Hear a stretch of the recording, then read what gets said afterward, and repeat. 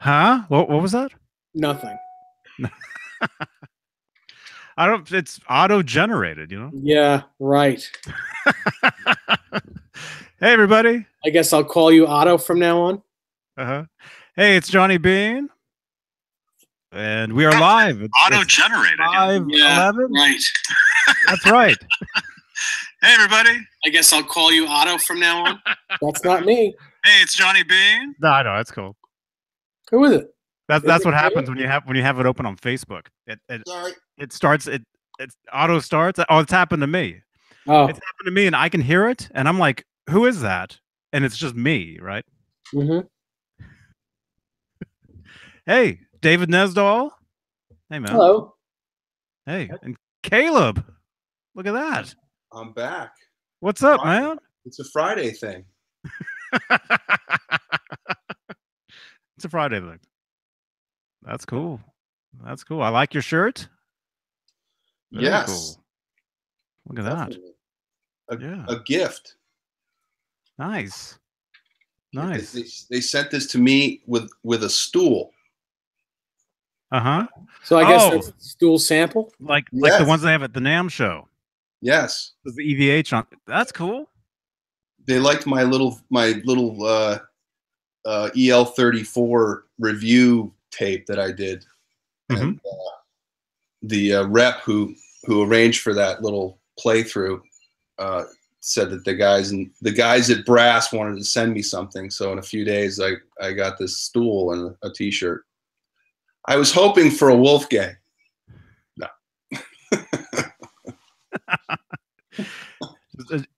It was a few seconds too short, maybe.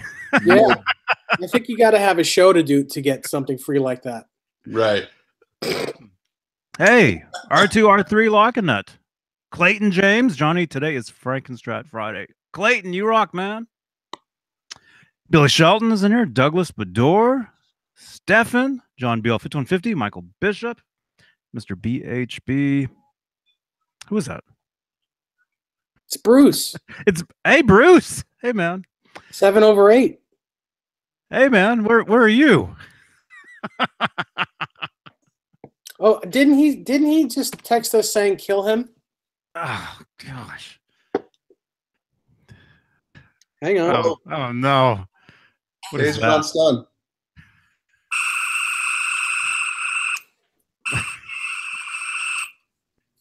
You're dead. That is Beam me up, Nesdall. bean me up. Wow. Yeah. So what's up, you guys? It's a Friday thing. Like I was just telling these guys before we went live, I've just been avoiding people everywhere I go because everybody's just, not feeling well. And, in 2 weeks, I have to be somewhere. So I'm trying to stay good, Caleb. Yeah. Yeah, I'll see you, man. Are you driving? No, flying. Oh, Yeah, flying in. a little 40-minute flight. I love those. Yeah, it'll be nothing. Except everybody around me will be sneezing and coughing. Mhm. That's all it takes. Yeah. I'll be in LA. I'll be in LA like 8 in the morning or something. Right. Early. I'll meet you at the booth at 10. Nice. Yeah. Cool. We can start our reviews. Yes. Hey, Adam EVH. Connor Johnson has a question. Says, guys, serious question. I just got a new 5150 EVH. And when you pull on the neck a certain way, you can hear a pop noise like it's loose. I tightened all the screws and it still does it. What should I do? Well, I'm thinking you need to tighten them even tighter because the neck is loose in the neck pocket. Even if it's not tight enough, it's going to do that. It does any play at all. So really hunker down on those screws and get them really tight. Dave, you know what a lot of people never do is tighten these nuts behind the nut. No one ever does those. And these will send your guitar out of tune more than any part of your guitar. Absolutely. Because nobody ever pays attention to these things right here. And they do get loose from time to time. They do. You have to always keep them tight. Absolutely. And I mean real tight. Don't just snug them. Get them real tight. Right. The thing with Eddie Van Halen personally believes in hunkering every screw down till you can't budge them anymore. What's that famous line his most recent guitar tech said, which was Eddie doesn't play guitar, the guitar submits to his will. Yeah. Which is, it just tells you what he does to a regular guitar. So I agree. Tighten it down. Mm-hmm. Absolutely. Yep. I've noticed on guitars, changing strings, and you notice that the nut actually feels you can move it a little bit. Mm-hmm. Yeah. Well, it's usually when you can't find what's going wrong anywhere else. Yeah, it's like I don't understand. It's the last thing people check. Yep. So everyone out there, check your nut bolts. Tighten them. Tighten your nut bolts. Hey, 5150 Fly Guy. Hey, man.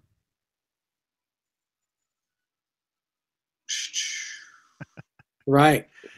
Yeah. Man, so Dave, what'd you do today? What have you been doing since, when was that? Wednesday? Sitting right here at my computer the whole time. Mm-hmm. No, I've just been doing house chores and buying Star Trek props. It's a new thing. Wow. I don't think he's kidding either. No? That's right. Desiree's on eBay right now combing, looking for the list. Oh, Yeah. no eBay. Does Dave have all the colored shirts? No. Oh, okay. Which one would you get first? What do you mean? Well, the red, the yellow, or the Of the on blue? the Star Trek, the original Star Trek, I probably would get the yellow. The cap. Oh, you're the captain. Yeah. Yeah, I would have to be the captain. Right. The red guys always died. They're always getting yep. Unless you're Scotty, Yeah. We lost another red guy. beam down. Don't beam down. Whatever you do, don't beam down if you're wearing a red shirt. Right. The guy's beaming and he goes, "Oh no. Oh." Well, looks like I'm only in this episode. No recur for me. I used to know a guy. He used to wear a blue one. I used to spend the night at this warehouse in the city. I would jam and hang out with his friends like over a weekend back in the early 90s. And one of the guys that lived in the warehouse was always wearing the blue Star Trek uniform shirt or whatever. Mm-hmm. I remember. No pointy ears, right? No. Maybe. Possibly. They could have been there. Right? It's like, hey, there's this guy. He's really cool, good musician, but he's got this Spock fetish. We don't know what it is. See, what I want to know is, I mean, it was 1965. How did they get the communicator and the phaser to stick on their pants? Was Velcro was that a thing back then? Well, they created Velcro for the space program, so maybe it was. I don't know. But yeah, it was probably duct tape. That's right. Black ducks. Black duct tape. Man. Dang. Hey, Pete. Hi, man. Hey, Pete, how was whatever you just were? You mean this? The Chia Pet, huh? Mm-hmm. I'm thinking of trimming it. I'm thinking about it. For NAMM. You know?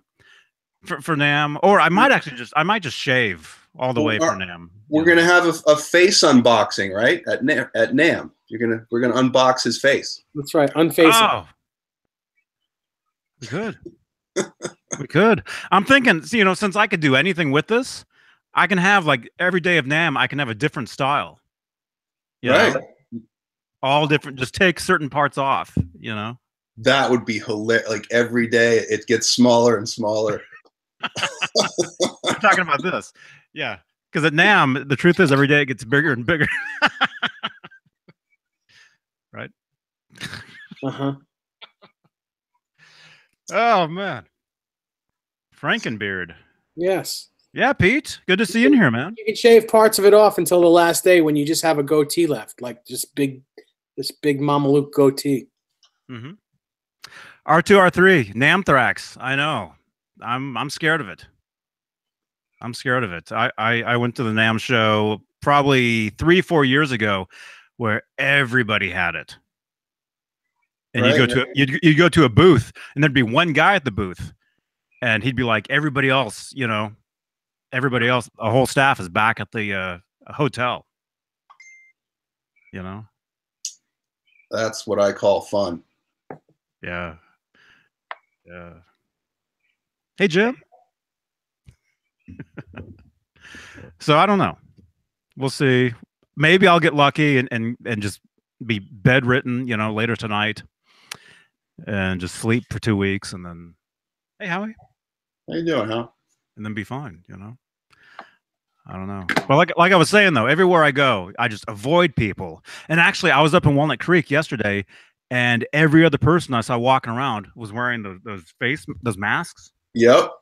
You know. It's like Tokyo. Yeah. Yeah. So that's, I don't know. What a world.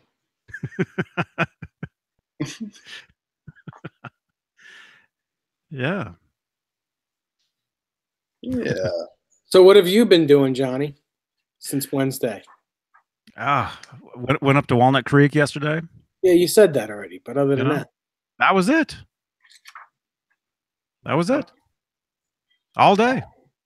All day. And then today, barely did anything, but then at the same time did everything. Yeah, I don't know if there's any rumors for EVH. I think only the 50 watt is the new ad. You know, the 5150 came out last NAMM, so I think only the 50 watt EL34 is the only new thing they're going to introduce, unless a big surprise comes, which no one is talking about. So I don't think there's any surprises. You know? Not like everyone wants there to be, like a USA guitar type thing. I don't think there's going to be anything like that. Or the Rasta. I don't think there's going to be anything like that either. The 5150 is still, they're hyping that guitar. Right. What would the next one be, do you think, if they're going to do one? It's only speculation. I'm not going to say whether I know or not, but I'm thinking probably a Destroyer. The Shark. Mm-hmm. Wow. Did the Stars do really well, though? I don't think the Stars. No. Yeah, the Star didn't do very well. They stopped making it, I think, right? I'm almost positive. It's so different. Got that baseball bat neck. Well, it's not terribly thicker. It's just wider. I mean, it's an R3 nut, but it seems rounded though. Like it just seems real. Yeah. I don't know. It's definitely way different for me than any other EVH neck. So. Do you have one? No, I just tried one once and I thought, wow, this feels way different than anything I've tried with an EVH brand on it. So it's just the Dan Electro neck. So yeah, but have you ever played a real Dan Electro from the 60s? No, I have not. Totally not that. It's not that at all. They're very thin. I had one.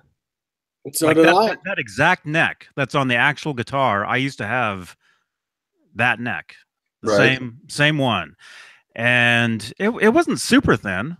Well, it's thinner than it's a lot thinner than the EVH headstock thing that's on the Star. It's thin. It's wide, but it's thin. Yeah, I like a wide fretboard, but you know, not so much a fat back. One of those like telly fat backs or whatever they're called. That's like seems like a big bear for me as far. And I have huge hands. I don't think it's conducive. So. And I love thick necks. You know, I'm very, you know, I'm very at home with them. I don't like a very thin neck myself. That's just me. Well, I vote for the Rasta. Okay. Let's have the Rasta. The most colorful. Yeah. Who knows? Who knows? You know, I do know there will be some new colors for the standards and the specials. Some This of that year? we've seen. Yeah. Oh, cool. Yeah. Some of them's actually up on the website already. So I know there'll be at least maybe 3-4 new colors, maybe 5. Wow. Okay. Hey, Mystic Star. You know? Mm-hmm. Douglas, I like a V-neck guitar. I like, you know, 50s style Stratocasters. Absolutely. Yeah, I'm a big fan of that Clapton. I think the Clapton Strat is one of the best Strats available still. Just the $1,500 one. Plays really well, sounds great with the preamp. It's an excellent guitar. Yeah, they're cool. I used to have one, but I would get it again. There's something about that neck on that guitar. You can fly on that neck. So I definitely recommend if you're looking for a Strat and you don't know which one to get, I would try the Clapton. You know, just not the custom shop. That's a $4,000 guitar, but well, if you can afford it, the custom shop is actually it's even more comfortable than the $1,500 one. The neck is different even still. Oh, okay. Yeah. It's it has an oil finish to it instead of the satin finish that's on the regular signature model. Yeah. And the V is a little bit different. It's more pronounced V. If you can even believe that. It's just they're really. It's a different animal. It's almost like 2 different guitars. Really is. Well, kind of like the standards and the or the specials in the USA Wolfgangs. So for sure. Yeah. Has anybody noticed? I'll try a special here and there, and sometimes I'll get a neck with really sharp edges on the frets on one side or the other. I was wondering if anybody else notices anything like that. Like it almost feels like, how did this make it out? You know, anybody ever? It's just lack of humidity. It happens to every guitar. Oh, so they slip and slide. Mm-hmm. Got it. I've noticed that with some of my guitars. All of my guitars have it at the moment. It's just so dry here that the wood shrinks and the metal doesn't. Got it. But, you know, as soon as the spring rolls around or as soon as you get a little humidity in the air, it comes back. Interesting. Good to know. That interview.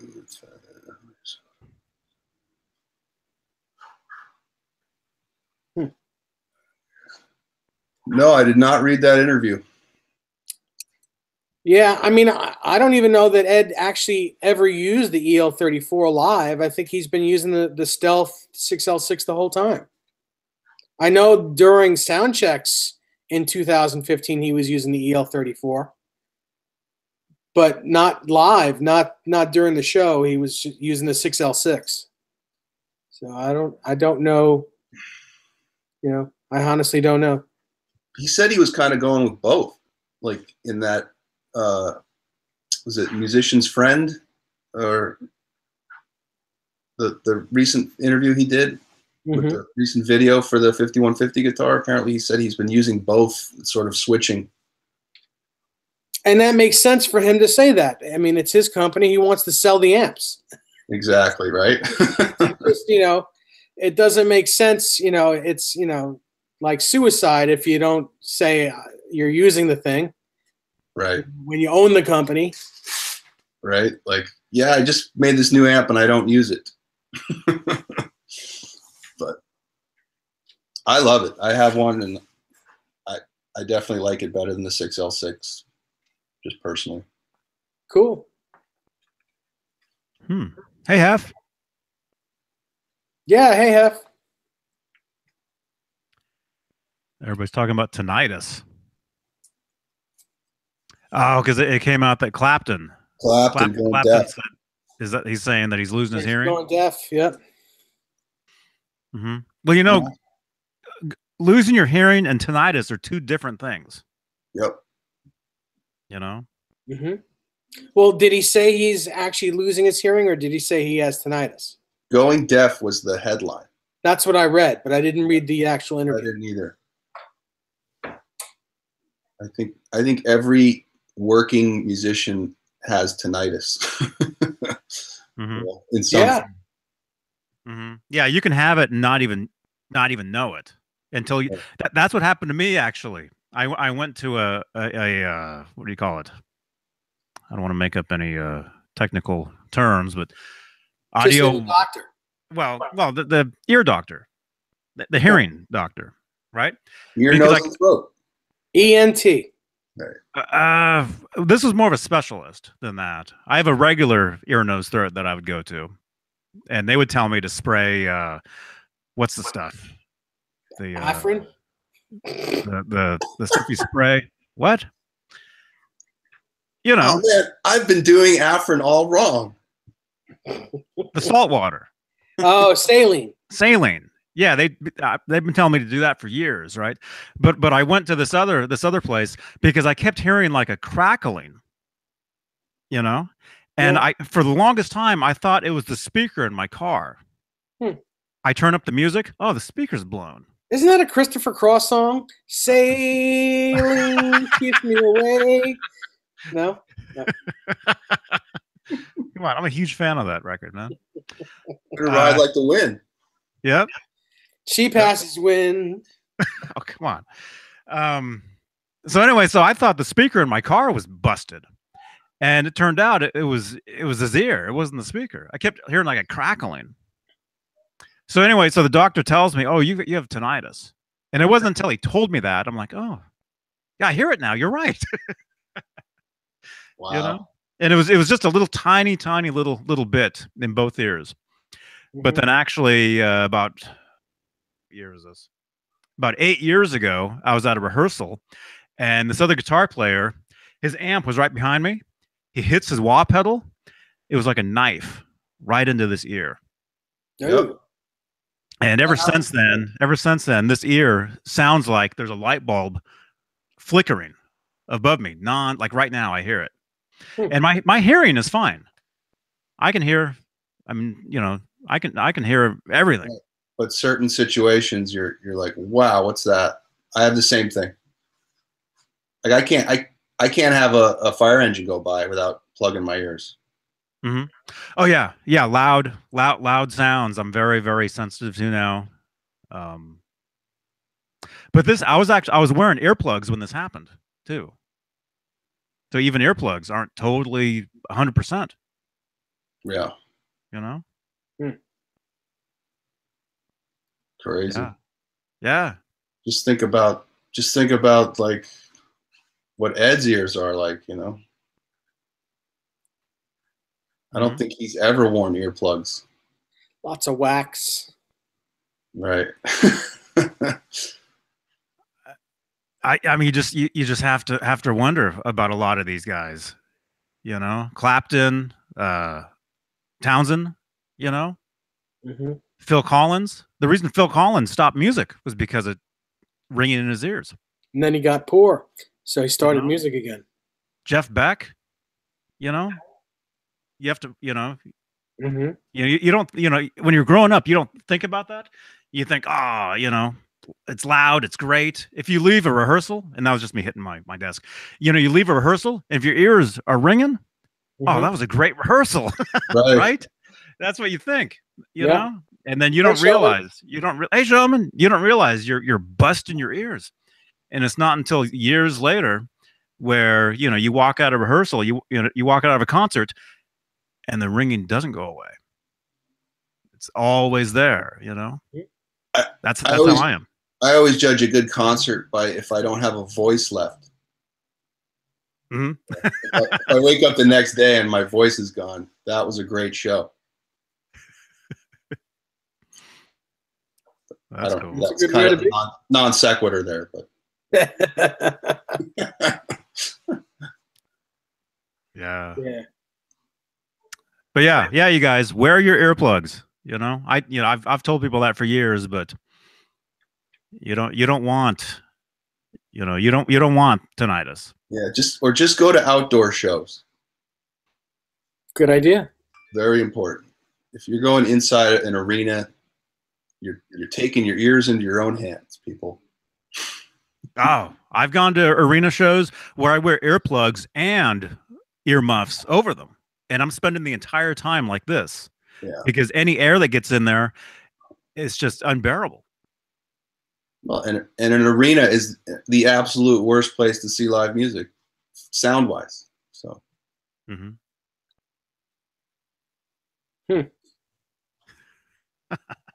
What? Huh? Why do you guys think I say what all the time? I can't hear anything. No, Hey, I'm serious, though. I'm very serious. So, yeah.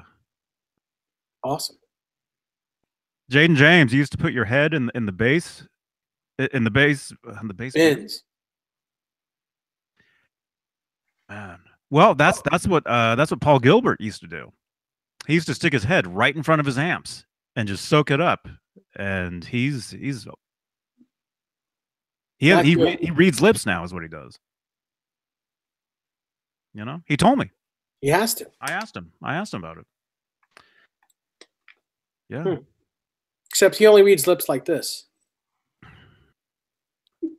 Huh? He doesn't read these lips. Okay. Anyway. Come on. We joke. We? Wait, see, Caleb, that's where you act like you didn't hear him, huh? We kid. I didn't hear that. Loose lips sink ships. Yeah. So I've heard. Mm-hmm. All right, 5150 Fly Guy. What's the technique for getting rid of tinnitus or tinnitus?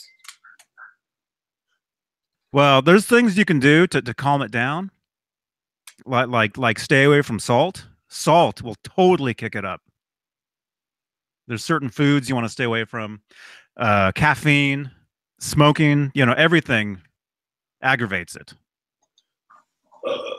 Locking nut, I have an interesting mix in here. I have an IM1 Seymour Duncan custom shop that MJ made for me personally, which is nice. She makes all of them personally, but she made it for me, so I feel special. And this is just a PAF Pro DiMarzio in the neck position. So what color is that? Is that white to gray? Yeah, it's black. It's gradient. So I used like 5 colors, black and 3 different grays and a white. Oh, I can really that looks cooler. It must look much cooler in person because I can only see 3 colors on the top. Yeah, it looks way cooler in person. So cool. I like it.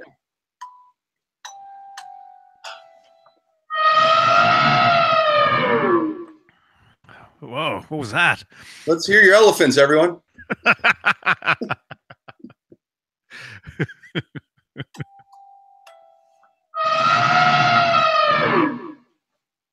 Yeah.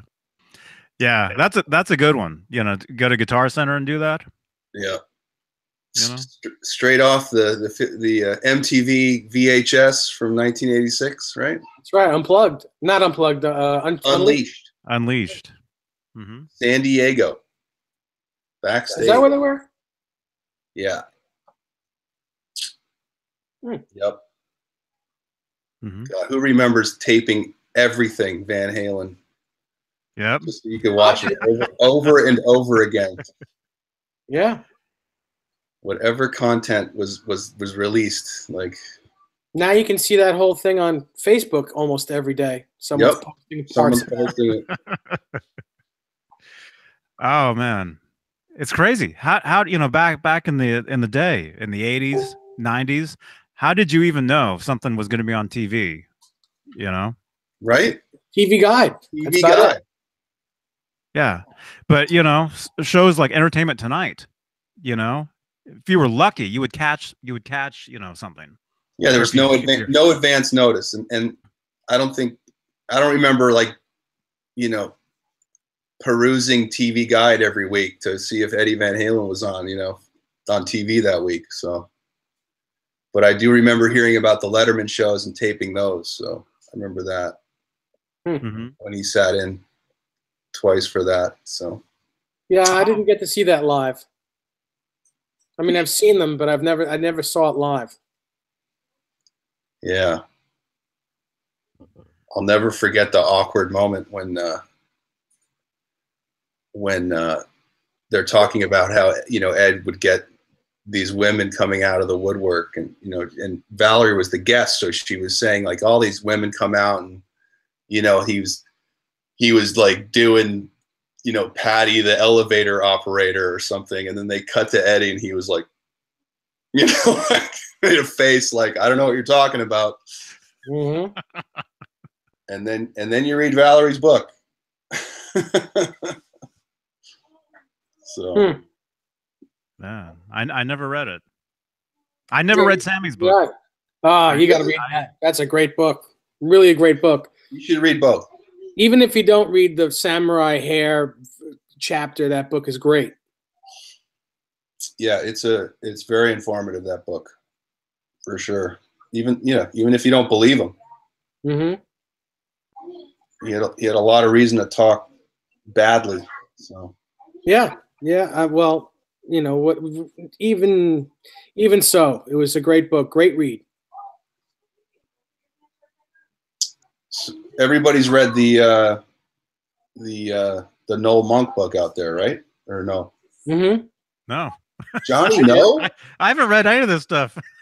Dude, Johnny, I'm- it's like literally going through a time warp, and you'll be so excited.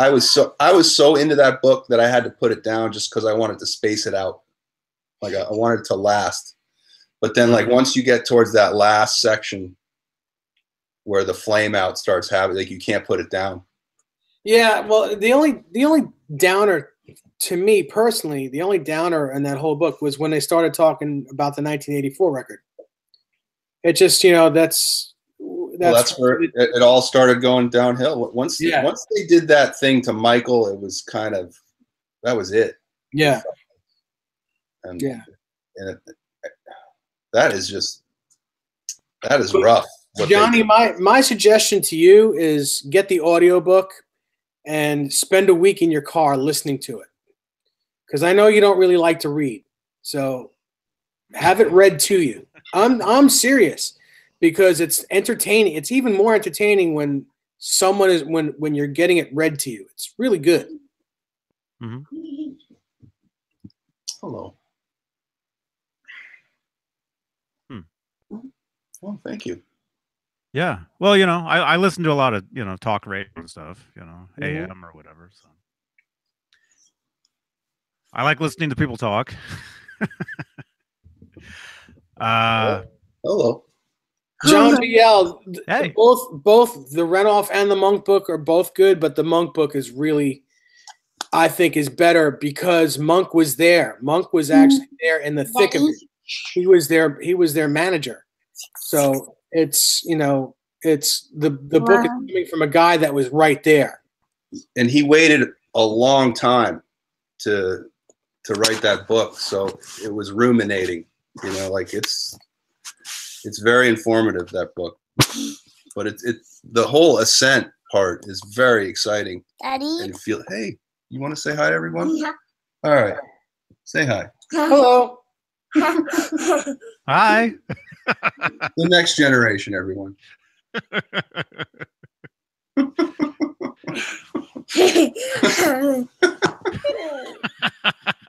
I guess he's excited. Oh my god. Oh my god. Oh my gosh. He's saying, "Oh my gosh!" All right. He wants to probably wants to know who the red bumble is. Yeah. So say hi, David. Who's the red bumble? Hi, Johnny. I'm sorry. Hey. Hey. Hello, EVH world. Gigi. Yeah. Hello, egg. Hello, Gigi. All right, Oh my honey. god. We could just do this. You know? Right? Yeah, that's fine with me. Hello, Gigi. It's Shen's show. This is my son, Shen. Shen, do you want to be a guitar player? Not yet. Okay, good. Oh my god. Oh my god. All right. You guys talk amongst yourselves. I'll be right back. While Okay. we're waiting for Caleb to come back, I wanted to thank Ron Pio for the beautiful card and the Starbucks gift certificate. Thank you so much. It was really nice of you. Nice, man. Yeah. That's my handwriting. By the Yeah, way. I know. You couldn't read it. No, I read it. It was delivered to the house next door. Like, No. My address is your handwriting, but I don't think the Yeah. rest is. no. He sent me a card as well, and that card was within my card. Mm-hmm. So I addressed it and sent it. It got there quick. Yeah. I sent it just what? 2 days ago. I told you I'd get it in 2 days. Wow. How's that? I don't know. It's the same way that you got your pedal. It got to you in 2 days. I don't know. Mail's just been very quick lately. Mhm. What? I think maybe they're just up to speed after Christmas, you know. Let's see. What? Showman is saying, everybody leave a thumbs up. Digs the thumbs ups. Yeah. 59 people, 60 people watching right now. Yeah. Thanks for watching. We're just having a good time. That's lots right. Lots of giggling. Yeah. Don't make me let the phaser run loose again. You said phaser, right? I said phaser.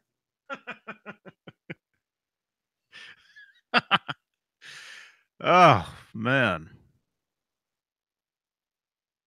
Yeah, man. Oh, it's just been crazy. Craziness around here, like I always say. But, you know, Johnny, Johnny Oh, B. dude. Do you know that John B is here? yeah. John B. Is that you, Johnny B? John B? Johnny B. What? No, it's not me. It's not me. But yeah, as far as books, I think the last actual book that I was reading, I think was the Andy Summers One Train Later. I don't know if you guys have seen that one. No, I haven't. No, but Andy lives like 3 blocks from me Really? here in Santa Monica, and Stuart also lives in the area. So I've seen Stuart too. Mm-hmm. Totally random, but yeah, I've seen Andy Summers walking, like just on like a power walk. Mm-hmm. Just walking. And I think he was cursing Sting as I passed by. So. Man. Speaking of Stewart, I saw that he's doing. There's some. I don't know if it's a NAMM event or show, but around NAMM time, he has something going on. Not at the convention center, like at some club or something, but it's like a couple $100 to get in. It's like a meet and greet. It's like you get to hang out. It's like $200 just to like have hors d'oeuvres, with them or something. Real quick, sorry, Locking Nuts asking about straps, and I made the mistake of getting the 56-inch, which is like Johnny Ramone's strap. It's ridiculous. It's even too tall for me, too long. So like, here was my fix for that.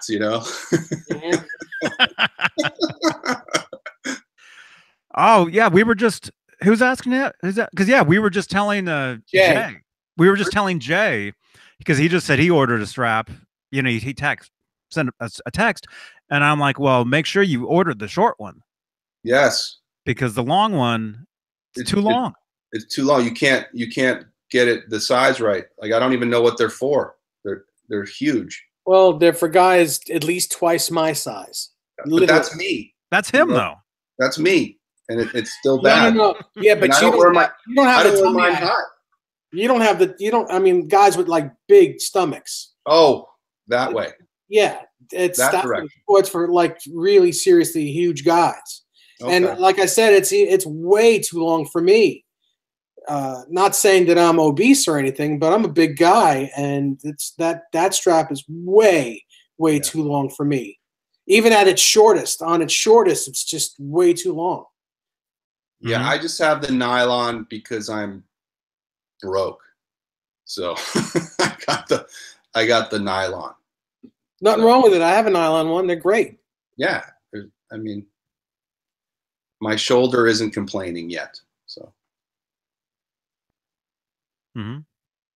Yeah, those straps, they've always been like that. I remember back in the mid 90s, 95, I worked at a guitar store, and we were an Ernie Ball, had the, a deal or whatever.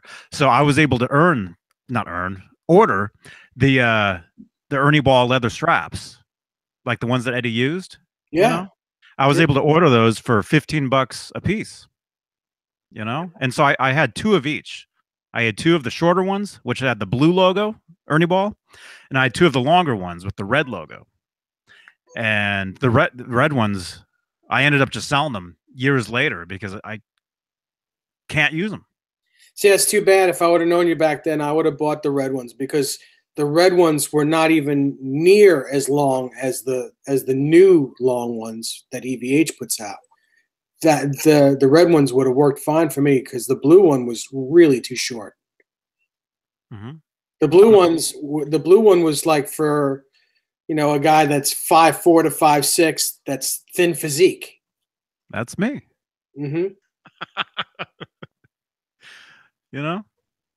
How tall are you, Johnny? 5'4" to 5'6". I actually don't know. I've always said that I'm 5'7". I don't think that's true. You sound taller on radio. I love that Smokey and the Bandit reference. You some bitches couldn't open an umbrella. My license says I'm 5'7", but that's what I've said for years. Licenses lie. I don't even know. You're like the only guy that's shorter than Eddie. And he's not. He's taller than Eddie, because I've seen a photo of them together. I think Eddie's taller than me. I was leaning down. Shrunk. He probably shrunk a little. Eddie did. We all shrink. I was thinking when I saw Eddie, because he was right in my face, talking to me, and I'm thinking, he was just a little bit taller than me. Yeah, what's weird about it is Dave always looked a lot taller than Eddie, but he's not. He was always just trying to sort of lift himself, like he always did the lift. He's right around the same height. And Mike Anthony is short too. Mike Anthony is shorter than Eddie. Yes. Mhm. And Andy Summers is shorter than everybody. Tiny. Andy Summers is small to me. Yeah. Yeah, his Telecaster looks huge on him. Right. I've met Andy many times, and yeah. What are your thoughts? Okay, here, back to the strap thing. I've never been into the leash handles because of the noise they make when they knock into the guitar constantly. Anybody else have that issue? I just think it's like that actual noise of the metal hitting the lacquer just always kind of, it's one of those things. I just can't even, not into it. I mean, it looks great. I can understand that, but that noise is part of the noise of Eddie Van Halen. True. It is, because you can actually hear that noise when he plays. You can hear it, and he makes those noises when he makes noises with the guitar. Yeah. So, I mean, it's just part of what he does. Yeah. And that's cool to me. Yeah. I've never had a problem with it. When I got my Ernie Ball Music Man back in '92, I remember asking the guy at Guitar Center, "Hey, how can I get this strap lock system going?" You know, and yeah, I didn't know what it was, and he called Ernie Ball, and they told him exactly how you can do it, but they warned, saying you'll scratch your guitar up. You know. Well, if you like, I don't care. What's that video of Chip Ellis talking about the Tor replica? Yeah. And he's spinning the thing around, and it is making the worst noise. I mean, you can hear all of it. And I just remember thinking, like, the sound bothers me, but that's just me. So. That particular strap lock system on a Van Halen guitar or a Van Halen style guitar, it's cool. Well, this one has it. I mean, look, you'll see the hooks there. Yeah. So on a Van Halen guitar or a guitar like that, it's fine. On anything else, like a regular Tele or whatever, I've tried it, and for me, it doesn't look right. It works great. Right. It doesn't do anything right. It works great, but it to me, it goes along with the Van Halen vibe. And if it's not a Van Halen guitar, it just seems kind of wrong. You know? It's instant, for sure. Yeah, I don't do that with any, like my Tellys, my Les Paul, any of the original Kramers that I have, all the vintage Kramers, they all have what came stock on the guitars. I don't change any of that stuff. But anything that's Van Halen, with his name on it, or anything that has stripes on it, has those on it. Yes, Paul Gilbert is very tall, everyone. He's taller than me. I'm 6'4". That's tall. Yeah, and I thought he was, and how long are your arms? You got to have long arms. I have longer arms than my body. It's kind of like I have the You're an 8. That's it. The Michael Phelps measurements, I believe. Michael Phelps is like 6'7" wingspan or something, and I think goodness, same thing. So that is one tall dude. Yes. Nothing wrong with that. I wish I was that tall. The only if I was that tall, I'd be thin. Yeah. Right? Because that'd be a stretch. If I was that tall, I'd be a thin dude. That'd be a stretch for you. Yeah. Literally. Yeah. Yeah. Well, I got to meet Peter Mayhew, Chewbacca. Yes. And talk about his hand. His hand was like at least 2 of my hands, at least. One hand. Yep. Still never fired that crossbow. I was like, why does he have that thing? Although I don't know if it's him in the new movie, though. I'm not sure. I haven't looked. He's got to be like a senior citizen now, so. Well, I know he has a lot of like hip problems and stuff now. They all do. David Prowse, Darth Vader, a lot of them have a lot of problems now, and they're not traveling anymore. I mean, the big problem would be the movie. I think. Mhm. Actually, in the this is the Star Wars portion of the program, you guys. During what was it? Was it Force Awakens? The close-ups were Peter Mayhew, but the actual scenes of Chewbacca running around was somebody else. Well, remember luckily hearing it was easy for them to do that because he's wearing a mask. But yeah, I mean, there's shots of actors that are running around, and you have to look close. It's their double because they wouldn't shoot that scene, you know. So movie magic. There's a lot of it. Mm-hmm.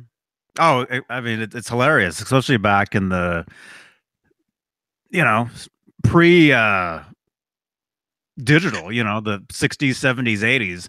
You look at, you know, other, you know, stunt, you know, scenes or whatever, and you can see it's totally a different face. It's not the oh yeah, just watch Lethal Weapon.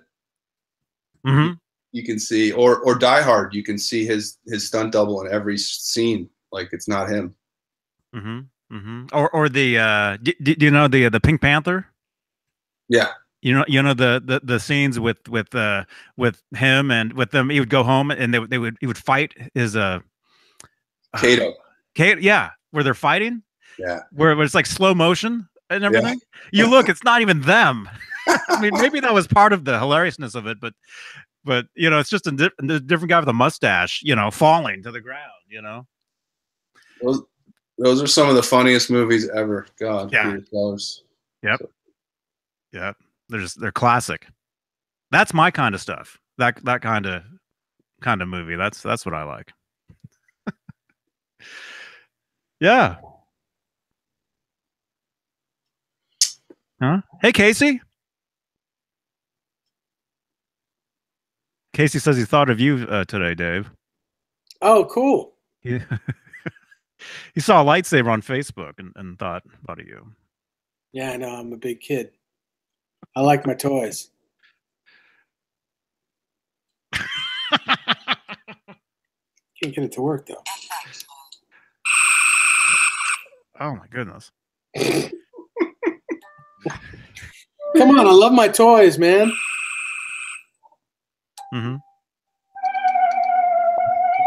Wait, can I do this? Can I have one in one hand and the other? And no. Oh my God! Does that work? Make the universe explode. It is. Oh. Now that's a thumbnail. You're affecting the time-space continuum. Yeah, there's something. You can't work on R2-D2 with that. You can't do that. It's against the rules.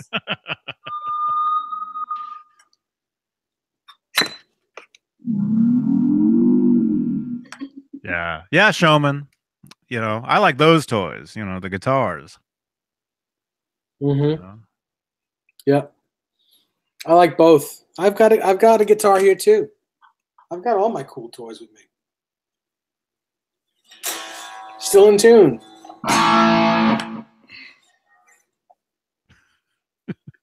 See, no eye bolts. No eye bolts. No eye bolts. Oh, Ooh. I almost had an eye bolt. Almost. Oh no! Eye out. Almost didn't have an eye. No D-tuna. No D-tuna, no eye bolts. Is exactly how I got it. Is exactly how it's staying. Although it's set up nicely now. It wasn't set up nicely when I got it. That bridge floating? No. No. Oh, so you're right. It is not exactly how I got it. Oh. I put a trem stopper in. That's it. Does it have the cutaway though, or no? No. No. No, it's an 86, not an 87. Right. Okay. 87 is when they started the route.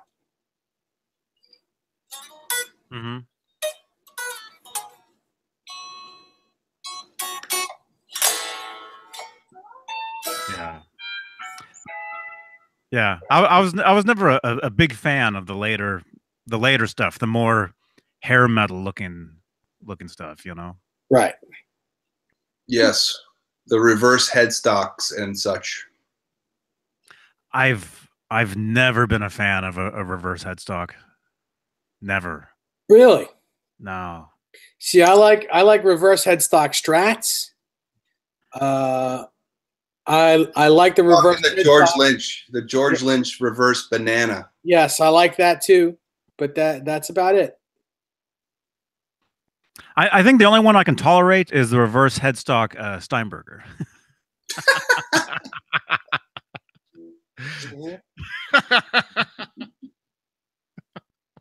You have to squint to see it. Yeah. You have to look real hard. Well, actually, that's where you put the cigarette reverse, the other way. That's when you know it's the other. So you can burn your eye out.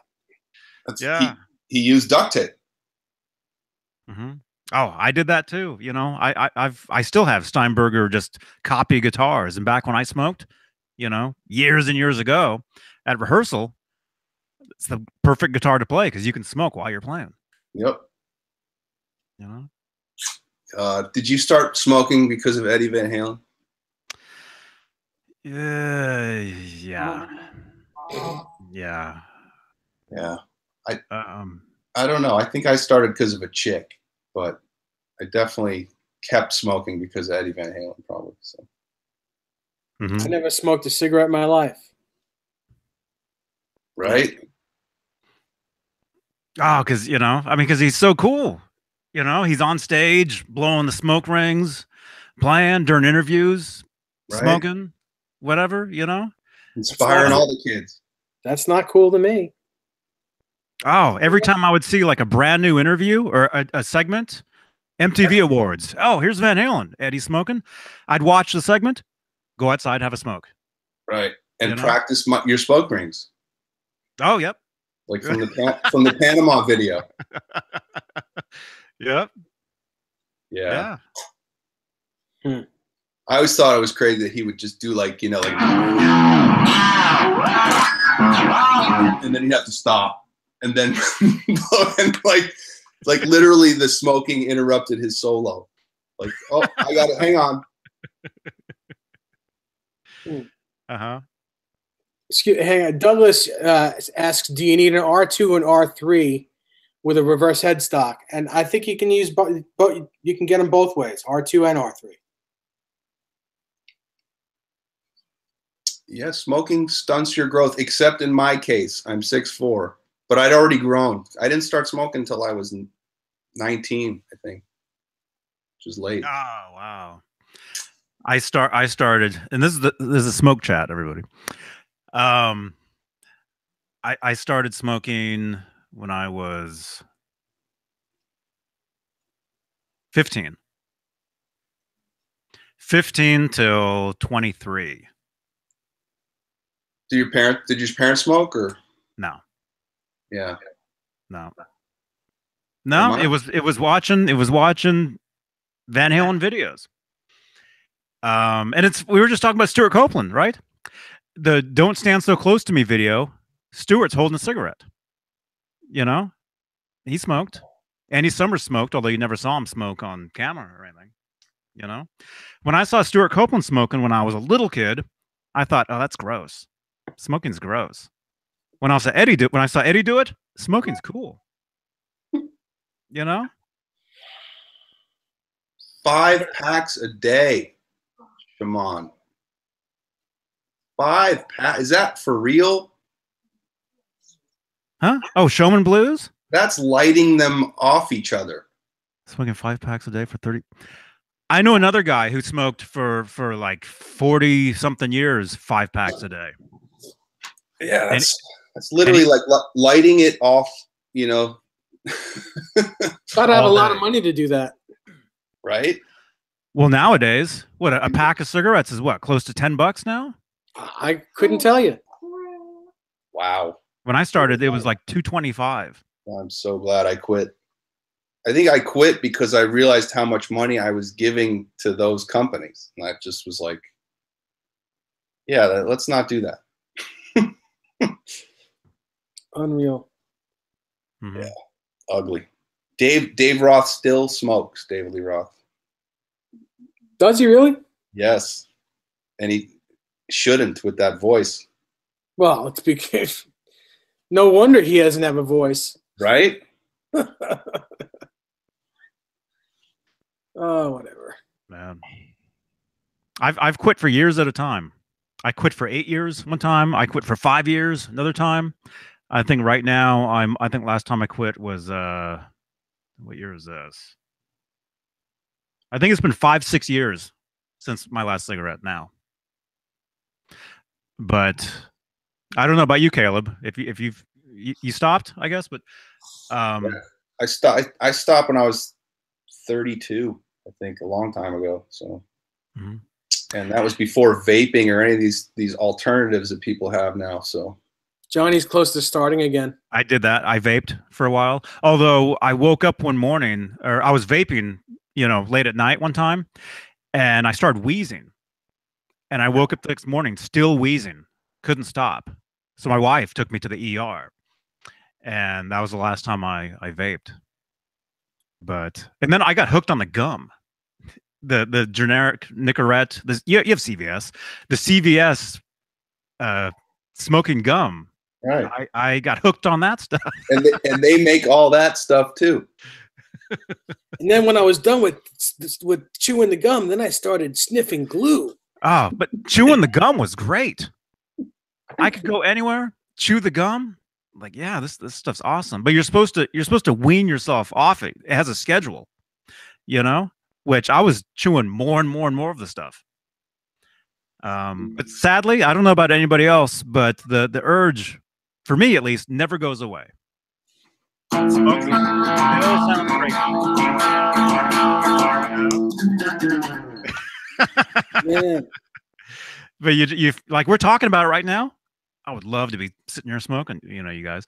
But the way I look at it, the longer you don't do it, you can always do it later.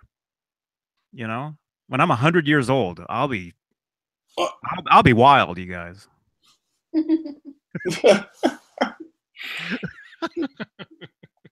I'll be sniffing glue. Right. In that box, you'll be sniffing the glue from the corners of the box.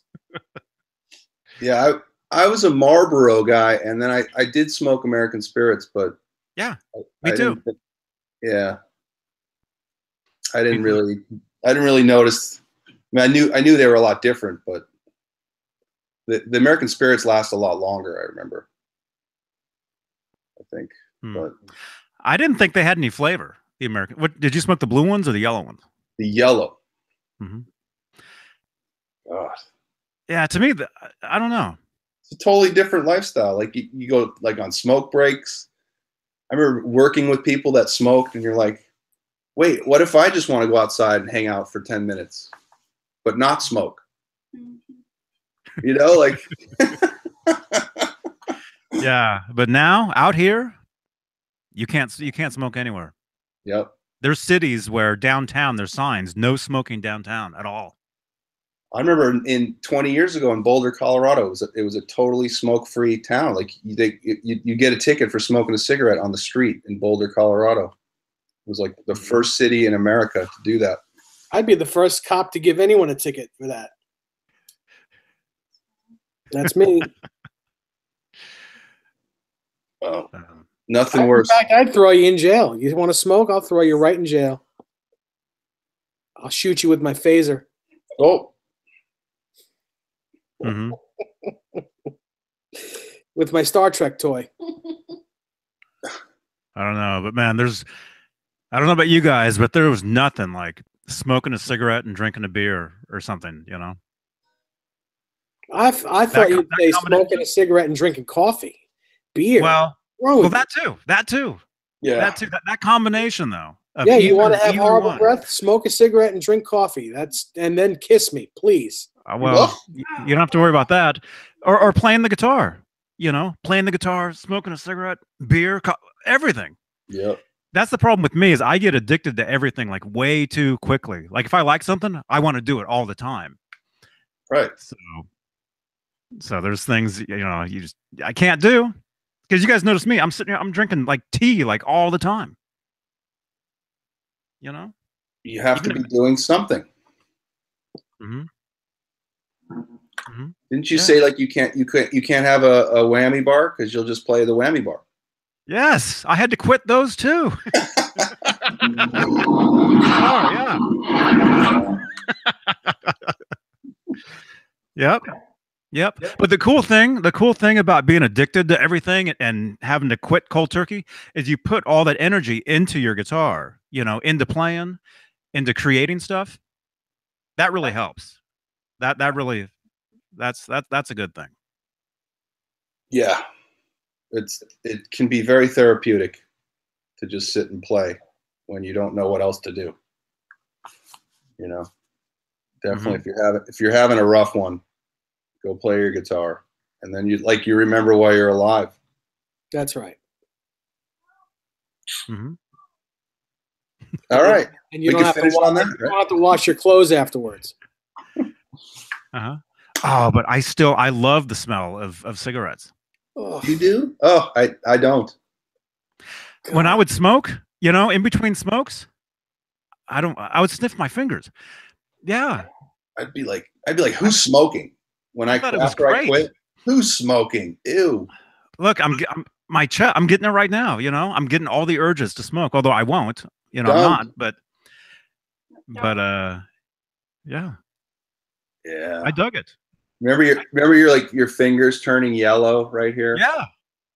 Yeah. Or having to hide your cigarette from your parents, or going inside. You go inside the video arcade, no smoking. You would hide the cigarette in your coat. You know, up in your arm. So you'd walk around with smoke coming out of your, like you're missing an arm and it's smoking. How do you not burn yourself? How do you not burn your jacket? You learn tricks.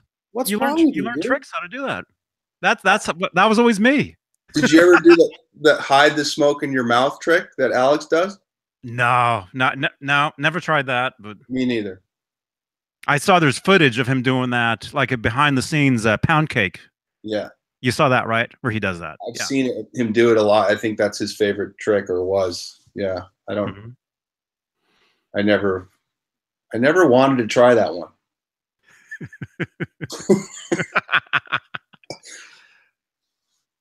Oh man. Don't smoke. It's no joke. Yeah. No, it's bad. It's bad for you. Yeah, don't do it. I just didn't like everything reeking of smoke, like all my clothes and the car, and you know. Oh, and I hate people that flick their cigarettes out of their cars. It's like, I mean, first of all, that's littering. But you know, if you're gonna smoke in your car, why don't you use your ashtray? What's the problem? What's the problem?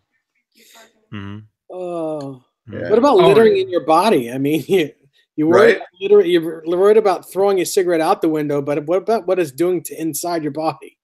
Well, when they throw it out, we share the world. So when they throw it out, then it's my problem. But if they're going to do it on their own, I can't stop it.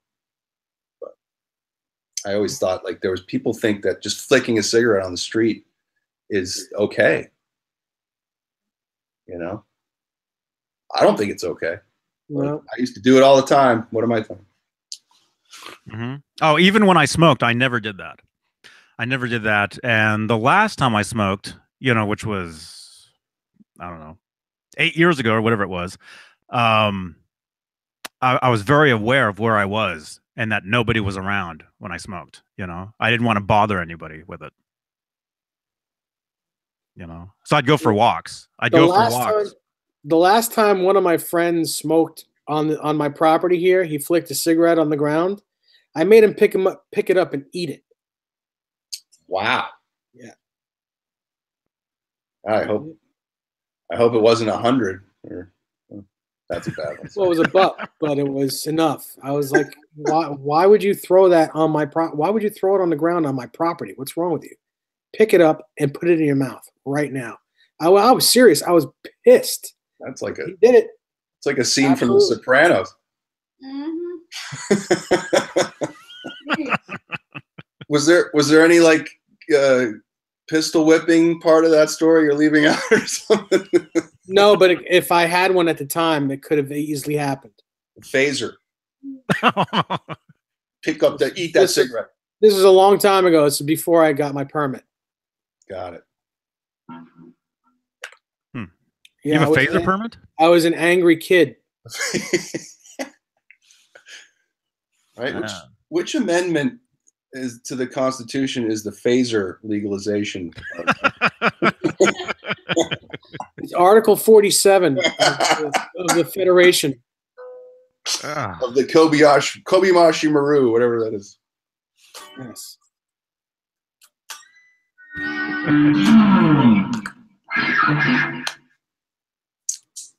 Anyhow.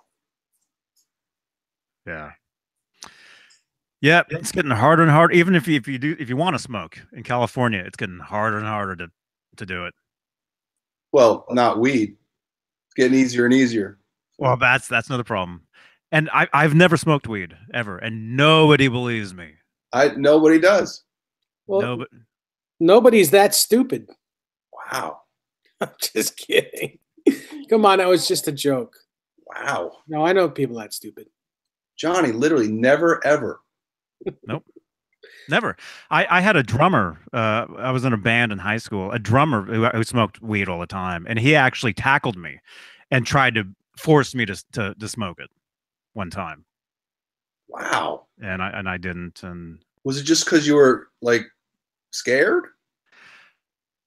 Well, almost everybody I know, not including my virtual friends here, but everybody in real life I know smokes it. So I'm always around people that smoke it all the time, and I don't know. I've never done it.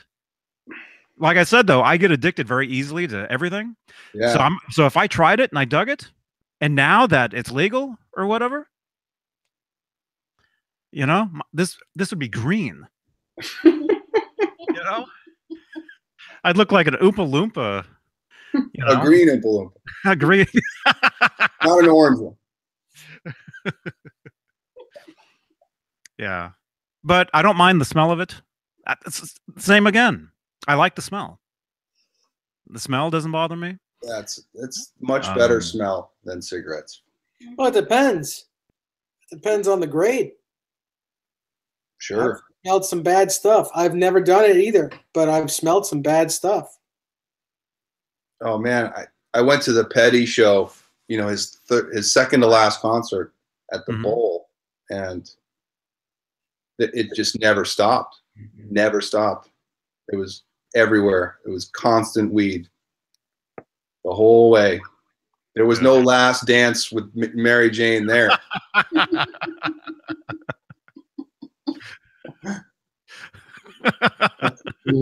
I'm getting some laughs from Desiree. I like it. Thank you.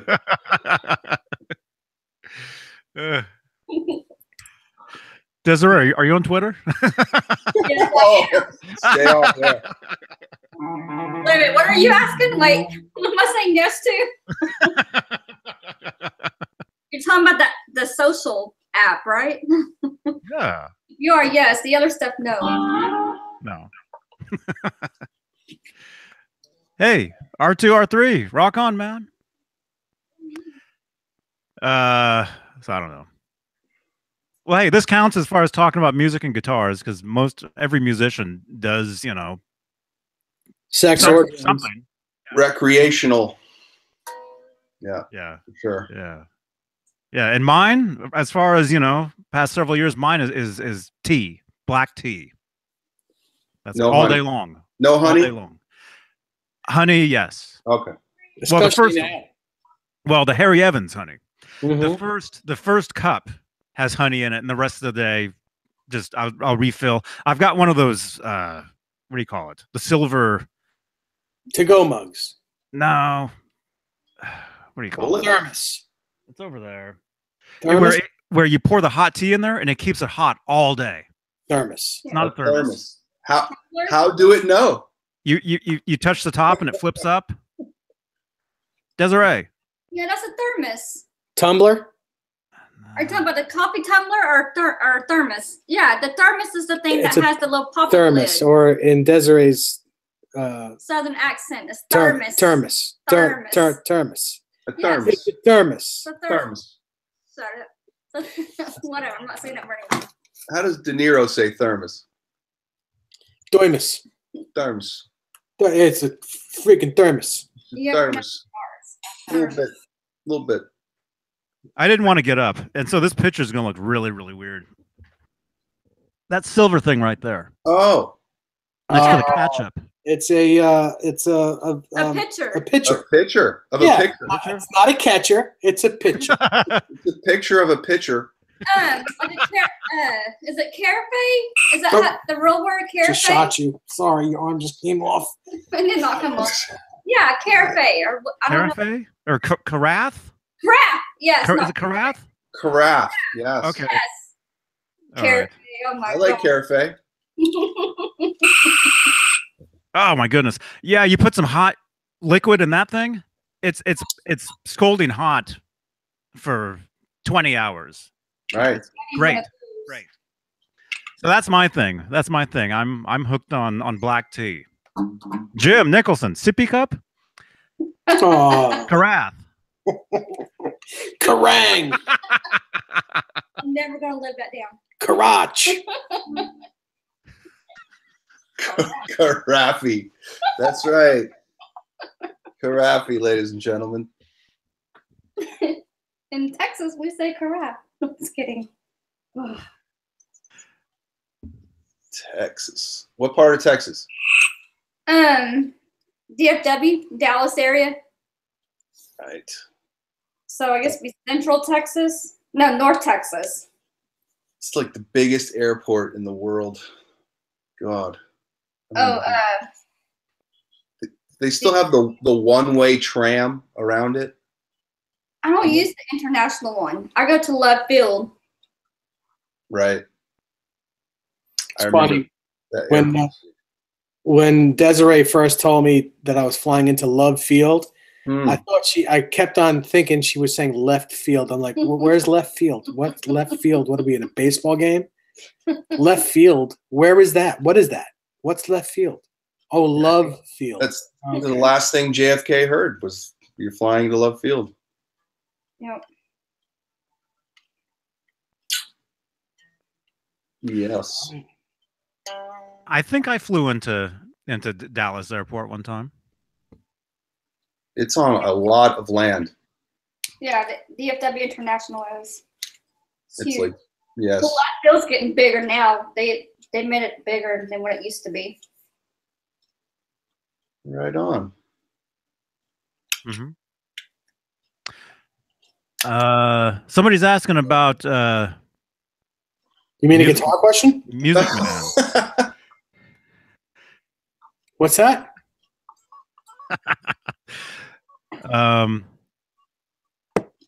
Where is it? Man, we got so many comments. 49 people still watching? Casey. No, I still got to figure that out.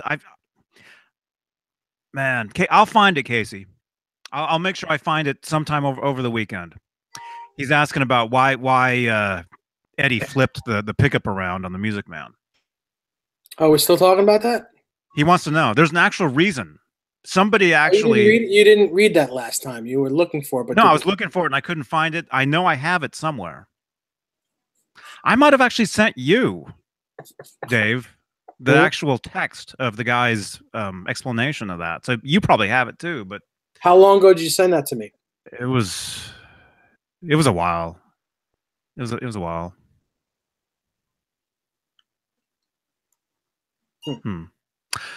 Although Showman says that on Scott Grove's website, he explains it. But whatever text I had is from somebody that actually, like one of the guys from Music Man, actually explained it. Like the guy that made those pickups explained it. Why they did that. I'm thinking it had something to do with treble and bass. Yeah, I'm thinking, it has to do with the sound of both pickups on.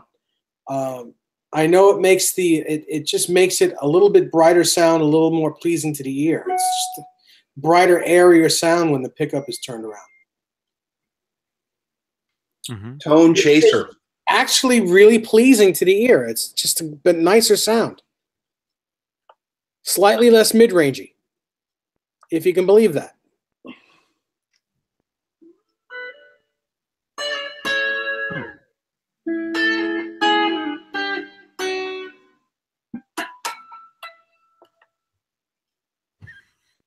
you go. All right. You guys hear about the 51? Oh, the $500 5150 tape. Yes. Let's talk about that one. You guys heard about that? Yeah, I don't think Johnny wants to talk about that. Oh, okay. I heard about it, and it's, I don't know.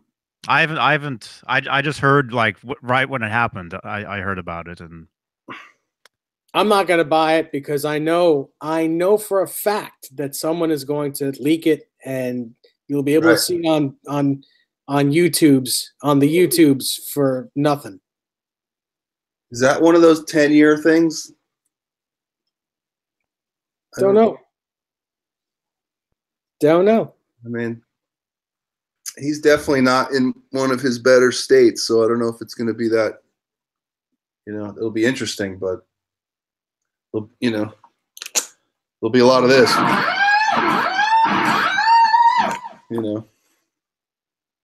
But not that clean? Right. I don't know.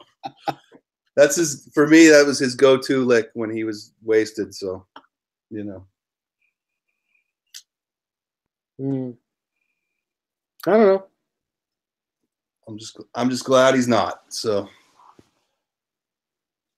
with everybody dropping dead, it's amazing with what he's been through that he's still with us. So yeah, it is absolutely amazing. All right, Johnny. So people are asking questions. What is it? So just say what it is. We don't have to talk about it. What? I can't hear you. My ringing is so bad in my ears. I from what it looks like, somebody filmed some footage at the studio, and recently was trying to sell it. They're trying to sell like 500 copies of it for like. Right. It's the footage that they from the rehearsals pre-Dave for the 07 tour. So basically, when Wolfgang got his dad and his uncle in the studio to start playing Van Halen songs, somebody was filming it. And they had a bunch of these rehearsals. And, there was a camera running at these rehearsals. And whoever shot these videos is now trying to sell the content for an exorbitant amount of money, I'd say. Yeah, crazy. Well, it's very sketchy. It's very sketchy because he's selling it on a thumb drive. You get a thumb drive, and then supposedly it's locked, or I don't know what he was saying. It's to where you can watch it, but you can't copy the footage. And everybody that buys it, they get the thumb drive at the same time, and yeah, he's waiting till all 500 copies are sold. You got to pay me now, but I'm gonna not send it to you until all 500 copies are sold. Yeah, because that's gonna happen. Right, and wasn't there? I saw a tweet where someone asked Janie about it. Was this okay? And I think her response was absolutely not. So yeah. You don't want to get involved with those Van Halen lawyers, man. Yeah. Paul Floyd says, how do I lower the pickups in my Wolfgang? Mine are super close to the strings. Too close. Just there are 4 screws, 2 screws on each side of each pickup. Lower them into the body. Just screw the pickups more into the body. That's all. They're just not screwed all the way in. Is there a standard distance? No. I just screw them until they don't go anymore. I don't like them too close to the strings. I like having your amplifier do the work, and this way you hear the wood of the guitar. You don't hear the metal of the pickups. Got it. Also, somebody asked a question a lot. I don't think they watch these things. They left a comment on one of the videos from like a year ago where we're talking about pickups and stuff. They were asking me if the chrome covered Wolfgang pickups will fit into like a Wolfgang standard without using a pickup ring. That'd be weird. What I told them was I didn't think the pickup would fit in the body at all. With covers? Yeah, the ones with the Sure. covers. Yeah, they will. Absolutely, they will. You sure? Yeah, they have to. They have to. If Wolfgang pickups, regardless of having a cover on it or not, have to fit in Wolfgang bodies. It just, there's no reason why they wouldn't. I don't know. I've never tried the chrome covered pickups. It doesn't make them any wider. But I just know the route. Well, I don't know, because the route on a Wolfgang body is like it's like that deep. There's like nothing there, and the pickup, a regular Wolfgang pickup, just fits snugly right in. And so will one with a cover on it. And I thought the covers, it might make the pickup bigger. No, With the square, it won't. like the edges, and No, it's taller, no. maybe. It won't, because the Hey, Brent. the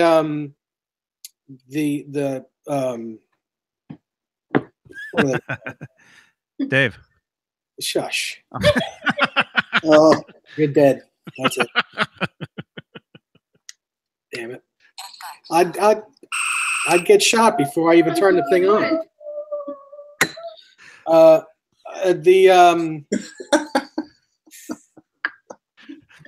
You're wearing the red shirt. Forget it. energize. Yeah. Hey, Brent Xerox, forget it. I just know they'll fit. I don't know. I'm not sure. Well, trust me. I'm not sure. Although they do sell those pickups on their own, so They wouldn't make a pickup that wouldn't fit in their body. It just doesn't make sense to make a replacement pickup for a Wolfgang that doesn't fit in a Wolfgang. Mm-hmm. Showman says they will fit. Okay. I don't think they would need the covers though. I mean the pickup rings. No, they don't. They'll fit right in. Because there's only a couple Wolfgangs that even have the pickup rings.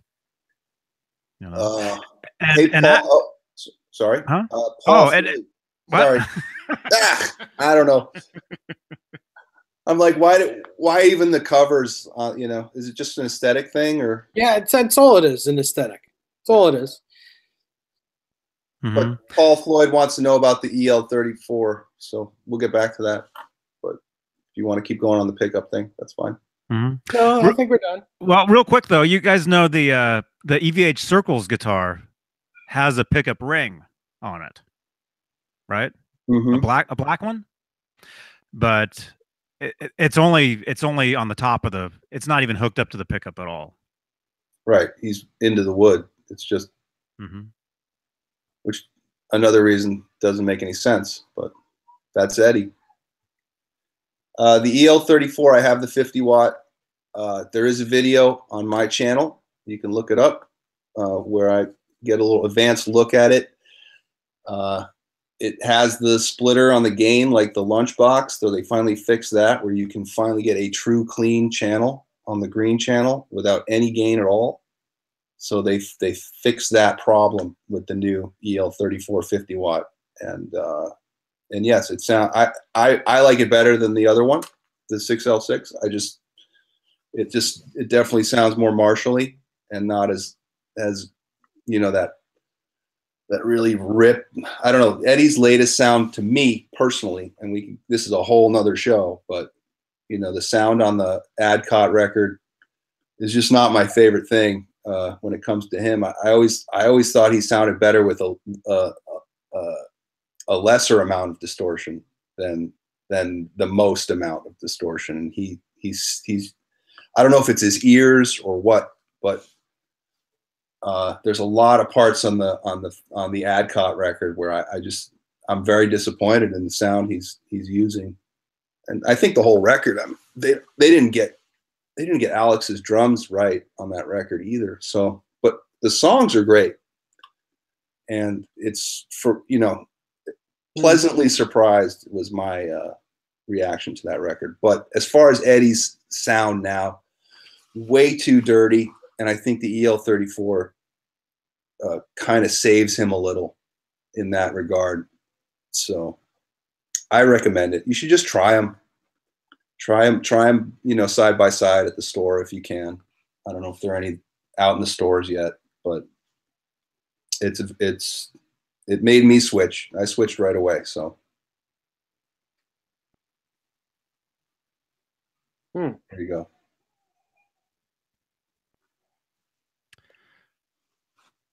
Well, that's cool. It's funny that you say you don't like his tone on the record. Do you know what amps he was using on that record? I don't. Because the amp, for the most part, he was using 3 amps in tandem. He was using a 5152 PV 5152, a 6L6 5153, and his old Marshall, all in tandem, all at the same time. Wow. Well, I don't know. Just too much, too dirty for me. He doesn't need to be dirty. That was the. Well, maybe he does at this point in time, because we're all getting older, and we all, I just don't see. I don't see. I love him to death, and he'll always be my favorite player. I don't care which version you get out of him, whether it be 78 Eddie, 2004 Eddie, 2017 Eddie. He's always going to be my favorite guitar player. But I think as you get older, you get a little lazy, and there's no way he's going to play as clean as he did in say 1984 with less gain. It's just not. It's not going to happen. Right. So I don't see him ever going back to less gain. My favorite tone of his, like besides the Fair Warning record, or even the Diver Down record, I think his tone on that's great. Especially like if you listen to the Full Bug when he dials down in the breakdown, yeah, that is like the greatest tone in the world right there. That's his sound. Mm-hmm. But he's not using that old guitar anymore, and he's not using that amp. It's just not him. It's not what he's doing. Right. And with a Wolfgang, you're not going to get that sound. You're just not going to. But aside from those heavier sounds, sounding pickup to begin with. Aside from those sounds, I some sort of chat on Facebook a few weeks ago when someone was talking about what your favorite Eddie Van Halen tone was. I always go back to the choruses on "Take Me Back," that song on Balance. That particular part he's playing, what is it? I don't even know the part, but with the chuck. Yes. When he lets it ring though, like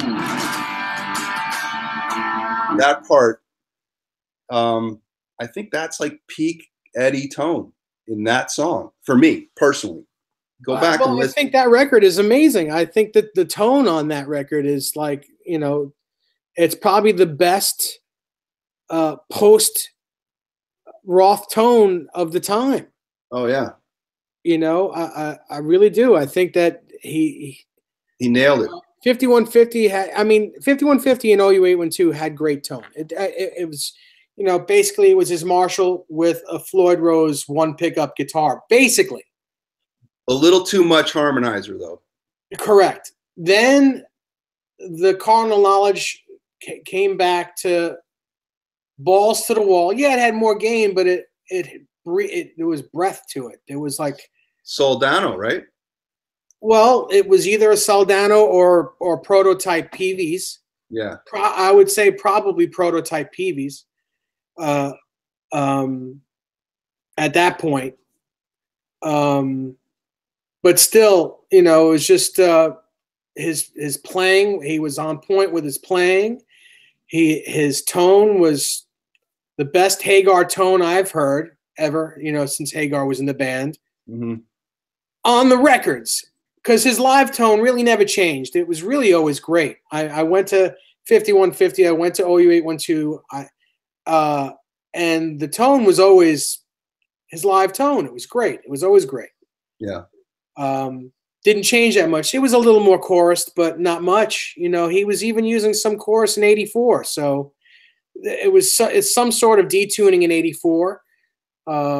Yes, he was sober. That's true. So for balance, it was all. I mean, it was like I said, and then unfortunately, you know, although I love the songs on Balance, I don't like the tone on Balance. I think it was just like, well, you may as well plug into an ADA MP1.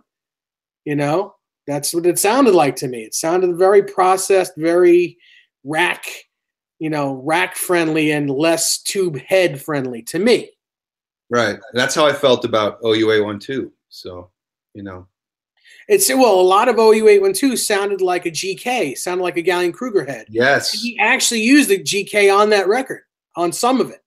See? Yeah. It was, kind of weird. But, it's all Eddie. And like I said, he really can't do any wrong. The only wrong he can do, as far as I'm concerned, is singing that song that he sang on How Many Say I? Yeah, if he sings that ever, that will not be smart. Hey, if you turn the vocal off on Without You, that's a killer song. I mean, even the choruses are great. I just don't like Sharon's, attempt to be Sammy. Well, I don't think that was his doing. Right. Number one, absolutely. I think he was handed the hardest job ever of any singer, because he was put in a position where he was told, listen, you need to fill this pair of shoes and this pair of shoes. Now do it. Yeah. And that's it, So, and I love that record. I love what Gary did with that record. And I love the songs on that record. Most of them. There's a lot of parts. 95% of them. 95%. Yeah. He's got like 6 parts it was a lot crammed in. I don't know what was going on during those sessions, but that's a mystery what happened with that record, because you can hear it, what he was trying to do, and you can also hear that they're not getting there, to me personally. But and obviously, that experience pretty much ended records from the band, so I don't know.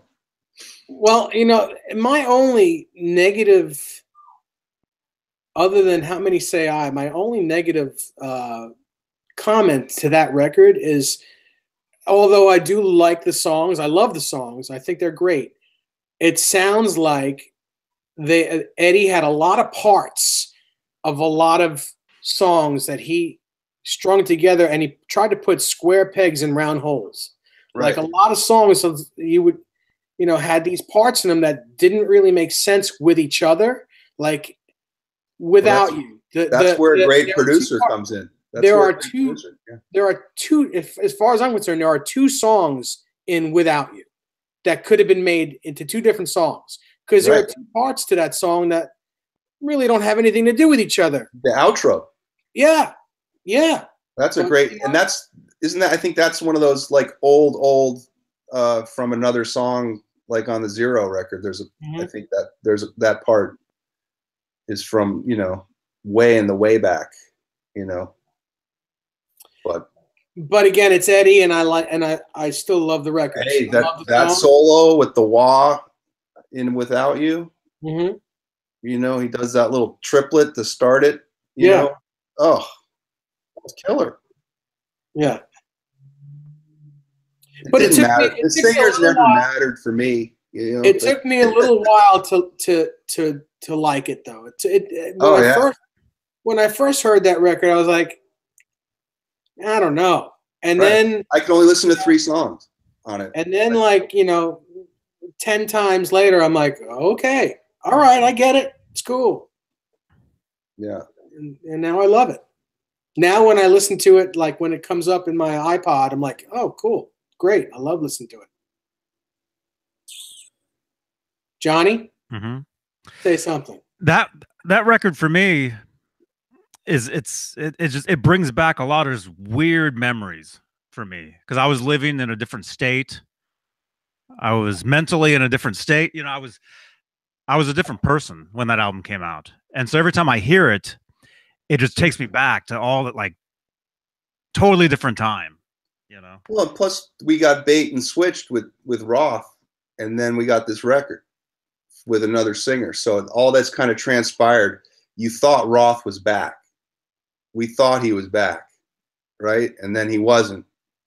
And those two songs were amazing that they did on the greatest hits. And then within 2 years, you have a new record and a new singer and a totally different sound. You know, that the sound on 3 was just, I mean, there could be studies of that, like what was going on with, you know, talk about taking the gain out. You know, he went completely clean on some songs where there's like, we want more punch. Where's the punch? You know? Oh, there's a lot of acoustic, and there's a lot of just clean. And like he said that the guitar from an interview, Guitar World, the guitar on was it Dirty Water Dog or whatever? Mm-hmm. He said this is like an Andy Summers type tone. I remember him saying that, like a Police type of thing, you know. Yeah. But you know, the guy who produced the record, Mike Post, he's not a rock guy at all. Right. He, you know, did the theme to Law and Order. You know, like he did Magnum PI. He did Hill Street Blues. All Greatest American Hero. All those themes are Mike Post. So go back to listen to the A-Team theme. Yeah. Riptide. Go back to all that. That's the guy that helped shape that record. You know. And I love Mike Post. I love all those themes. But maybe it just, you know, it took the punch out of it. You know. Yeah. So many things. So many questions. Mm-hmm.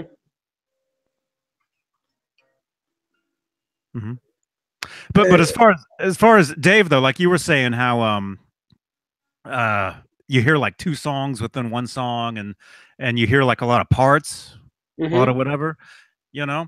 I think a lot of those earlier songs, all the Roth era songs, the Hagar era songs, I think Roth and Hagar are responsible for the shaping of all those songs as well. I agree with you. I think they have to be able to put words of our vocal line over that. They have to be able to, because you know, Van Halen songs, you can listen to them without words and they make sense without words. So, you know, as just pieces of music. So for someone to think about how intimidating it is for the singers in this band to try and work over that. I mean, you're taking your voice, you know, and you're trying to put it over, you know, the most gifted guitar player in rock history and what he's doing. It's almost like, you know, in the back of my mind, I'd be like, let's just leave it like the way it is, you know. Like with the dinosaur song or whatever, you know, on Balance. Like, I think Sammy heard that and he was like, just leave it the way it is. Do an instrumental, you know. That song was supposed to have words. Balacutherium. How's that pronounced, by the way? Anybody? Baluchitherium. Baluchitherium? I never knew how to say it. Someone out there phonetically spell that. I still can't say it. That's the first time I've ever said it or tried to. I agree with John B.L. I think the wildlife stuff is some of Ed's coolest work. Right. Well, as it was, even in the demo stages that it was in, I think that's some of the coolest sounding material that they have. Blood and Fire and AFU. Well, I mean, Good Enough came from there. There's a bunch of them. Right. Like the Party Scene is AFU riff, and the Pulling Up at School is the Blood and Fire riff, the Ripley thing. I actually have that vinyl record in perfect condition. Oh, no kidding. Yeah. It's cool.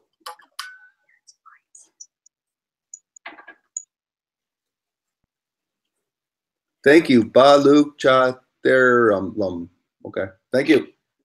Thank you, John B. 5150. Man. Plans for the weekend? Well, we might go see a buddy of mine play tomorrow night. We'll see what happens. See how nice it is, or how, see if it's nice enough to travel. What's the temperature like now? Well, today it was in the 50s. Beautiful. But tomorrow it's supposed to be in the 20s. Wow. Whew. It was warm today, but rainy all day, which took all the snow away, which is great. And my daily decision is flip-flops or sneakers. So.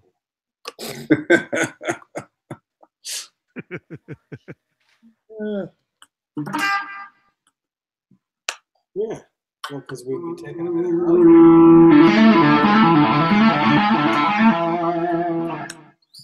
Yeah. Johnny's gone. So, all right, we have 47 people watching, 28 thumbs ups. It is now 9:57 on the East Coast. What does that make it? 7:57 where you are? Almost 8 o'clock? Yes, 6:57. 6:57. Oh, okay.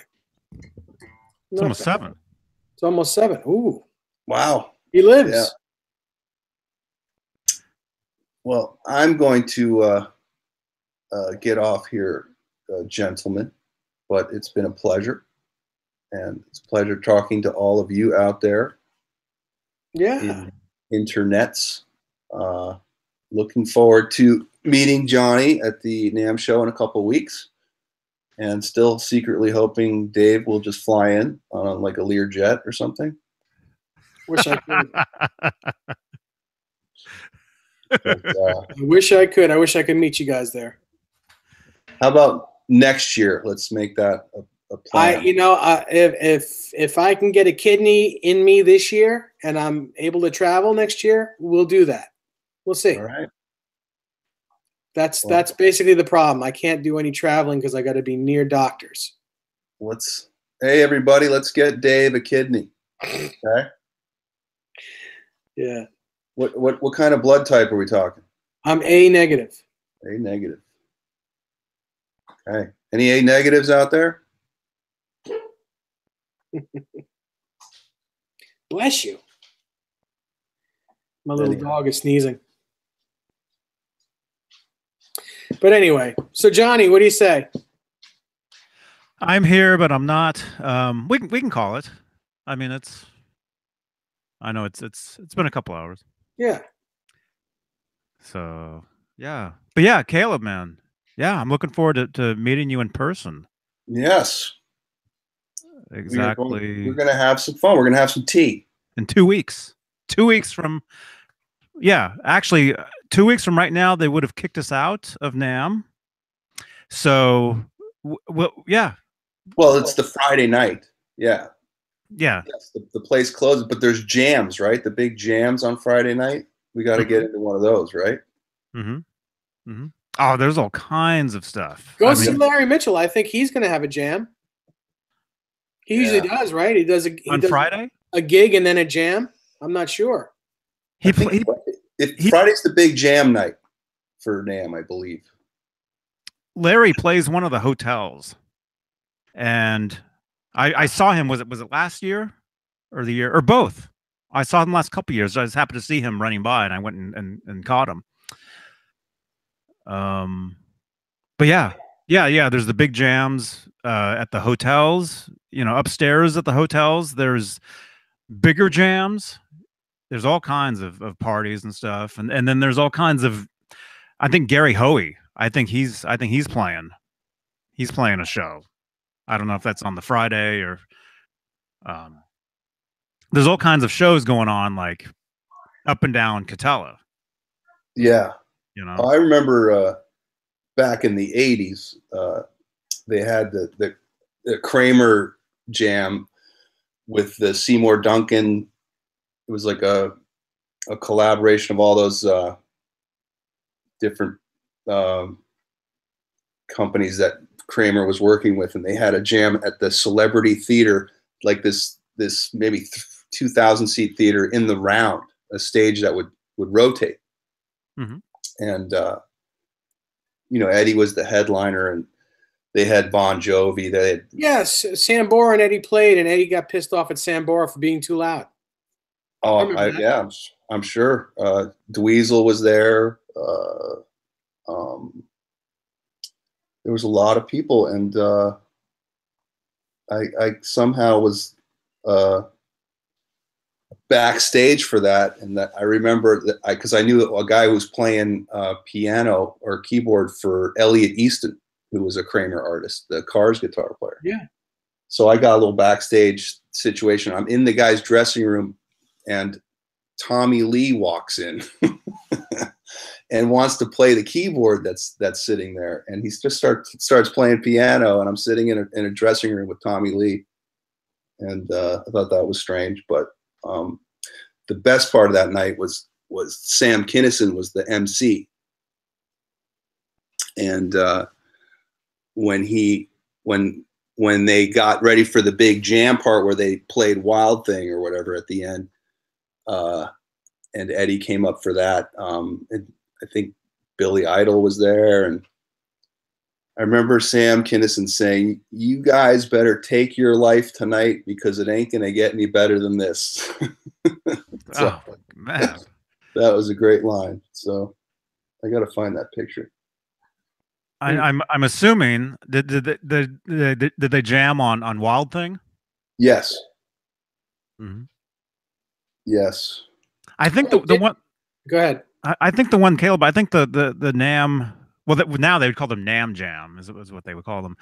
I think the one you're talking about was maybe 86 or 87. Yeah, it was. I'm going to say January '88, and they did one. I went to the year before, and that's when he played with Steve Stevens. Right, and they did. And he's got the short hair with the tails. Yeah, and he's got the black tank top on. I remember that one. Right, they played. Okay. They played Superstition. Yes. And Whole Lot of Love, I believe. Yeah. Yes, I was in the building for both. Very, very cool. God, I wish I could find that picture. But I cannot. Eddie had two tails. Yes, like this. That's great. It was the worst. It was like one of those things where, like, yeah, I'm not going to copy that. I'll copy everything else, but yeah, I'm not going to copy that hairstyle. So, Tails were huge. Yeah. Mullets with tails. The last night of the 5150 tour, he cut his hair off. So he came out on stage with short hair. That was I think in San Jose or something, right? San Francisco. Yeah. The Cow Palace. With short hair. The last night of the 5150 tour. Mm-hmm. That's crazy. All right. I guess I'll. All right. You'll stay another couple hours. Yeah. I can't find this picture. I'm sure Dave has it. He's seen it. I'm sure Dave's seen it. Probably. And if I've seen it, I know damn well you've seen it. Mm-hmm. So Caleb, you going to join us next Friday before make this a Friday thing?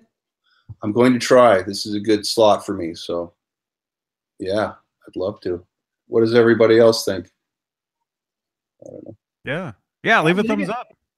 Leave a thumbs up. Oh, so that means that the next Friday it'll be Caleb and me. Yeah. Yeah. The following, are we going to do the show from NAMM? Well, I just mean we'll be together, but we could do some sort of something. We could do some sort of live. Wait a second. Is that next Friday? 2 weeks. Already? Week, Yeah, 2 weeks. That's 2 weeks. Yeah. I'm talking about next Friday. Mm-hmm. A week from tonight. Mm-hmm. That's not NAMM. No, but 2 weeks, like two tails. Weeks. Right. 2 weeks from tonight. How could we do? Caleb and I will be sneaking into major. How could we do a show? How could we do a show from the road? If we can get Wi-Fi. Well, why don't you just do Facebook Live? Just do a Facebook Live. Mm-hmm. Yeah. Well, I can stream over this channel on my phone. That's no problem. Okay. There's no problem. Well, we'll figure it out. Are you just Friday or you're Thursday too? Just Friday? Friday, Saturday, Sunday. Okay. I'm doing Thursday, Friday, so Mm-hmm. I'll get all the recon on Thursday, and we'll talk. That's cool. I'll already have my HB2 picked out. Just kidding. Are you going to buy one? No, God, but I'm afraid I'm going to love it. So, you know. Well, if you love the PV Wolfgang, you'll love that guitar. It's the same guitar. Yeah, no, I'm afraid that, you know, I want to like the Wolfgang American more than the HB2, but my fingers will know, and they will make the decision. Right on. All right, everyone.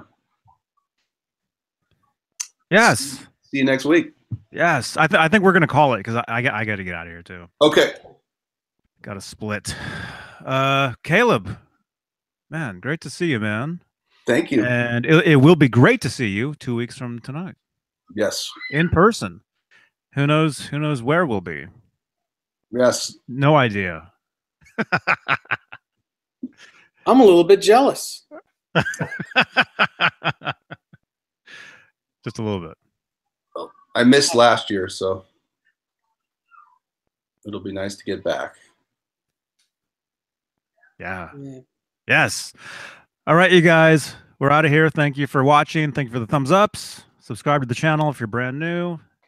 And we'll be back Monday or not? No. I'm gone Mondays. Maybe we'll do something over the weekend. Be back Wednesday and then Friday. So good night, Pris. Good night, Broken Chains. Good night, R2, R3. Good night, Michael Beatty.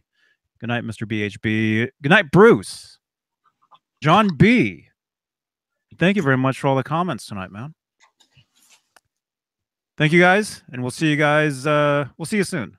Subscribe to the channel and click that bell. If you're digging these videos, click the bell and you'll know instantly when we go live. So there you go. All right. Have a good night, everybody. JohnnyBeane.com. Bye.